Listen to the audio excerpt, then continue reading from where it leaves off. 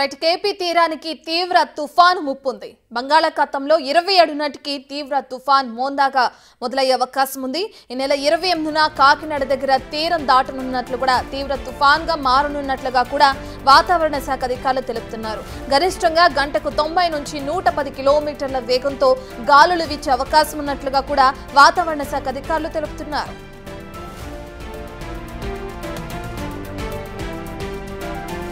దక్షిణ కోస్తా జిల్లాలకు అత్యంత అప్రమత్తత ప్రకటించారు ఐఎండీ అధికారులు.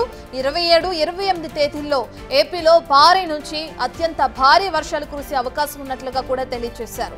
ఈ నెల 27న బాపట్ల, ప్రకాశం, కడప, నెల్లూరు, అన్నమయ్య, తిరుపతి జిల్లాలకు రెడ్ అలర్ట్స్ ని జారీ చేశారు. 20 సెంటీమీటర్లకు పైగా వర్షపాతం నమోదయ్యే అవకాశం ఉన్నట్లుగా కూడా సూచిస్తున్నారు.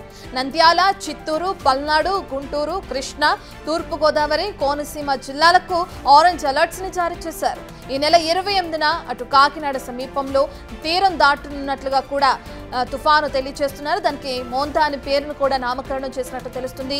తీవ్ర తుఫాన్ తీరం దాటే సమయంలో కాకినాడ, ఉభయ గోదావరి, ఏలూరు, గుంటూరు, ఇక పల్నాడు, బాపట్ల, ప్రకాశం, వైఎస్ఆర్ కడప జిల్లాల్లో భారీ నుంచి అత్యంత భారీ వర్షాలు కురిసే అవకాశం ఉన్నట్లుగా కూడా ఐఎండీ అధికారులు తెలియజేస్తున్నారు.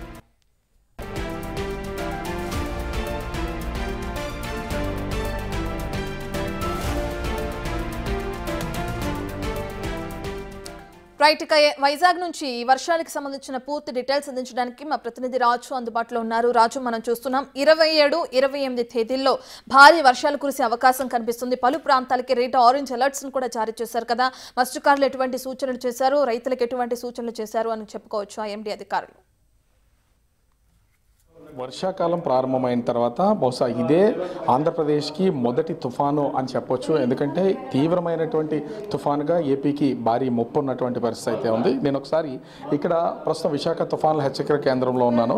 కనిపిస్తున్నటువంటి మ్యాప్ ప్రకారం నేను ఒకసారి అంటే 27, 28 తారీఖుల్లో ఆంధ్రప్రదేశ్లో ఏ విధంగా పరిస్థితి ఉండబోతుందని నేను చూపించే ప్రయత్నం చేస్తాను. ఇక్కడ ఉన్నటువంటి సింబల్స్ కనుక ఒకసారి చూస్తే ఎక్స్ట్రీమ్లీ హెవీ రైన్ఫాల్, ఇంచుమించుగా భారీ నుంచి అతి భారీ వర్షాలు కురిసేయడానికి రెడ్ అలర్ట్, అదేవిధంగా హెవీ టు వెరీ హెవీ రైన్స్కి ఆరెంజ్ అలర్ట్, హెవీ రైన్స్కి ఎల్లో అలర్ట్ అయితే ఎక్కించినట్టు ఉంది. మనం ఒకసారి కనుక చూస్తే బాపట్ల, ప్రకాశం, శ్రీ పొట్టి శ్రీరాములు నెల్లూరు జిల్లా, వైఎస్ఆర్ కడప, తిరుపతి, అనంతపురం ఈ జిల్లాలకు సంబంధించి అతి భారీ వర్షాలు బహుశా ఈ సంవత్సరంలో ఊహించినటువంటి వర్షాలే కురిసే అవకాశం ఉందనేది వాతావరణ కేంద్ర అధికారులు అయితే చెప్తున్నటువంటి పరిస్థితి అయితే ఉంది. అదేవిధంగా ముఖ్యంగా మనం చూస్తే కాకినాడ, అదే ఈస్ట్ గోదావరి, కాకినాడ, అంబేద్కర్ కోనసీమ జిల్లా, గుంటూరు, పల్నాడు, నంద్యాల, చిత్తూరు ఈ జిల్లాల్లో హెవీ రైన్స్ భారీ వర్షాలు కురిసే అవకాశం ఉందనేది తెలియజేస్తున్నటువంటి పరిస్థితి ఉంది. అల్లూరు సీతారామరాజు జిల్లా, అనకాపల్లి, ముఖ్యంగా ఈస్ట్ గోదావరి, ఏలూరు, వెస్ట్ గోదావరి, ఎన్టీఆర్ జిల్లా, కర్నూలు, అనంతపురం, అదేవిధంగా శ్రీ సత్సాయి జిల్లా ఈ జిల్లాలకు సంబంధించి భారీ వర్షాలు 27వ తారీఖు కురుస్తాయని చెప్తున్నారు. కానీ 27వ తారీఖుకి 28వ తారీఖుకి మధ్యన చూస్తే చాలా అంటే చాలా తేడా అయితే వచ్చినటువంటిది అయితే ఉంది. అతి భారీ వర్షాలు అంటే ఎక్స్ట్రీమ్లీ హెవీ రైన్ఫాల్ అనేది ఖచ్చితంగా వస్తుంది. అతి భారీ నుంచి అత్యంత భారీ వర్షాలు కురిసే జిల్లాల సంఖ్య కూడా పెరిగిపోయినటువంటిది అయితే కనిపిస్తుంది. మనం ఇక్కడ చూస్తే కనుక మ్యాప్లో అత్యంత భారీ వర్షాలు కురిసే జిల్లాలకు సంబంధించి కాకినాడ, ఈస్ట్ గోదావరి, అంబేద్కర్ కోనసీమ జిల్లా, వెస్ట్ గోదావరి, అదేవిధంగా ఏలూరు జిల్లా, కృష్ణా జిల్లా, గుంటూరు, బాపట్ల, పల్నాడు, ప్రకాశం, వైఎస్ఆర్ కడప ఈ జిల్లాలకు సంబంధించి అత్యంత భారీ వర్షాలు కురిసే అవకాశం ఉందని తెలియజేస్తున్నటువంటిది అవుతుంది. అదేవిధంగా అల్లూరు సీతారామరాజు జిల్లా, అనకాపల్లి, విశాఖపట్నంలో కొంత పార్టు, అదేవిధంగా నంద్యాల, పొట్టి శ్రీరాములు, తిరుపతి జిల్లాలు ఈ జిల్లాలకు సంబంధించి భారీ వర్షాలు కురిసే అవకాశం ఉందని ఆరెంజ్ అలర్ట్ అయితే తెలియజేస్తున్నటువంటిది. ఇక ముఖ్యంగా 28వ తారీఖున తుఫాను కాకినాడ తీరం దాటితే గనక అది ముఖ్యంగా అటు శ్రీకాకుళం, పార్వతీపురం మన్యం, విజయనగరం ఈ జిల్లాలకు సంబంధించి ఈ భారీ వర్షాలు కురుస్తాయి. అదేవిధంగా కర్నూలు, అనంతపురం, శ్రీ సత్సాయి, అన్నమయ్య, చిత్తూరు జిల్లాలు ఇవన్నీ కూడా భారీ వర్షాలు కురిసే అవకాశం ఉందనేది వాతావరణ శాఖ అధికారులు అయితే తెలియజేస్తున్నారు. ఈ రెండు జిల్లా రోజులకి సంబంధించి అంటే 27, 28 చూసాం. ఒకసారి ఇక్కడ మరొక మ్యాప్ ఉంది. ఈ వాతావరణ శాఖ అధికారులు ప్రస్తుతం ఉన్నటువంటి తుఫానుకు సంబంధించిన పాయింట్ ఇది. ఈ మ్యాప్ మనం గ్రీన్ మ్యాప్ కనుక ఒకసారి మనం గమనించి చూస్తే ప్రస్తుతం ఆగ్నేయ బంగాళాఖాతంలో ఈ పాయింట్లో ప్రస్తుతం అయితే ఈ వాయుగుండం ప్రస్తుతం అయితే ఉన్నటువంటిది అయితే ఉంది. రేపు అంటే 26వ తేదీ అది తీవ్ర వాయుగుండంగా మారుతుంది.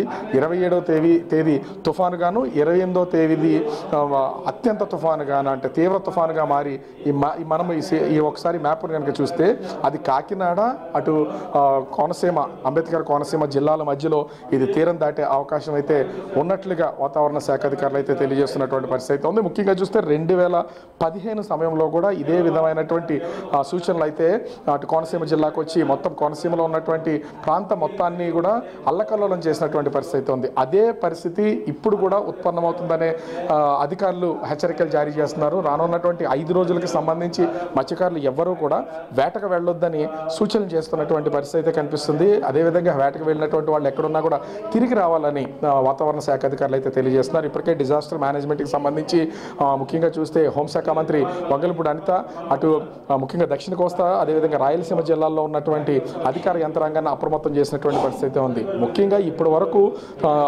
అల్పపీడనాలు ఉపరితల ఆవర్తనాలు కానీ అల్పపీడనాలు కానీ లేదా వాయుగుండం వీటికి సంబంధించి కేవలం 60 నుంచి 65 కిలోమీటర్ల వేగంతోనే ఈదురుగాలు వీసినటువంటి పరిస్థితి ఉంది. కానీ ఈ తుఫాను మోంతాని ఈ తుఫానికి నామకరణం అయితే చేశారు. ఇది కనుక కంటిన్యూ అయితే దాదాపుగా 90 కిలోమీటర్ల నుంచి 110 కిలోమీటర్ల వేగంతో ఈదురుగాలు వీచే అవకాశం అయితే ఉంది. ఇది సముద్రం లోపల సముద్రం బయట కూడా ఇదే ఈదురుగాలు వీచే అవకాశం ఉంది. కాబట్టి మత్స్యకారులు ఎవరూ వేటకు వెళ్ళొద్దు. వెళ్ళినటువంటి వాళ్ళంతా కూడా తిరిగి మళ్ళీ తీరాలకు రావాలని వాతావరణ శాఖ అధికారులు అయితే తెలియజేస్తున్నారు. ఇప్పటికే రాష్ట్ర ప్రభుత్వం ఉన్నతాధికారి యంత్రాంగంతో సమీక్ష అయితే నిర్వహించింది. అయితే ఈ రోజు ముఖ్యంగా 25వ తారీఖున రాష్ట్రంలో ఉన్నటువంటి అనేక ప్రాంతాల్లో చెదురుమదురుగా వర్షాలు కురిసే అవకాశం ఉంది. కానీ ఎక్కడ భారీ వర్షాలు కురిసే అవకాశం లేదు. రేపటి నుంచి వర్షాలు అనేది ప్రారంభమవుతుంది. అది దక్షిణ కోస్తా రాయలసీమ జిల్లాల్లో ముఖ్యంగా అటు నంద్యాల నుంచి తిరుపతి వరకు ఉన్నటువంటి ప్రాంతాల్లో భారీ వర్షాలు కురవడానికి అయితే అవకాశం ఉంది. 27, 28 తారీఖులో మాత్రం ఇంచుమించుగా అన్ని జిల్లాలకు సంబంధించి మనము ఇక్కడ కనిపిస్తున్నటువంటి ఈ జిల్లాలకు సంబంధించి అత్యంత భారీ వర్షాలు కురిసే అవకాశం అయితే ఉంది. బహుశా ఇప్పుడు వాతావరణ శాఖ అధికారులు చెప్తున్నటువంటి దాని ప్రకారం ఈ తీవ్ర తుఫాను ఏపీని తాకినటువంటి నేపథ్యంలో కురిసేటటువంటి వర్షాలకు సంబంధించి దీన్ని లెక్క కట్టడం కొంచెం కష్టంగా ఉన్నటువంటి పరిస్థితి. ఎందుకంటే అత్యంత భారీ వర్షాలు కురవడం అంటే 20 సెంటీమీటర్ల నుంచి పై వరకు కూడా కురిసే అవకాశం అయితే కనిపిస్తున్నటువంటిది అయితే ఉంది. సో దీనికి ఇప్పటికే ప్రభుత్వ యంత్రాంగాన్ని రాష్ట్ర ప్రభుత్వం అలర్ట్ చేసినటువంటి పరిస్థితి అయితే ఉంది. అదేవిధంగా మత్స్యకారుల్ని రైతుల్ని వాతావరణ శాఖ అధికారులు అయితే అలర్ట్ చేస్తున్నటువంటిది అయితే ఉంది. భారీ ఈదురుగాలు వీచే అవకాశం ఉన్నటువంటి నేపథ్యంలో 90 నుంచి 110 కిలోమీటర్ల చెట్ల కింద కానీ శిథిలావస్థకు చేరుకున్నటువంటి బిల్డింగ్ల కింద కానీ ఎవరు ఉండొద్దని అధికారులు అయితే హెచ్చరికలు జారీ చేస్తున్నటువంటి పరిస్థితి కనిపిస్తుంది. ఓవరాల్గా చూస్తే ఈ రోజు నుంచి ఈ వాయుగుండం రేపు తీవ్ర వాయుగుండం గాను 27వ తారీఖు తుఫాను గాను 28వ తారీఖున మోంతా తుఫాను తీవ్ర తుఫానుగా కాకినాడ తీరంలో ఈ తీరం దాటే అవకాశం అయితే ఉంది. ఈ తుఫాన్ అనేది అధికారులు తెలియజేస్తున్నటువంటి నేపథ్యంలో రాష్ట్ర ప్రభుత్వం కూడా అప్రమత్తం అవుతున్నటువంటి పరిస్థితి కనిపిస్తోంది. రత్న.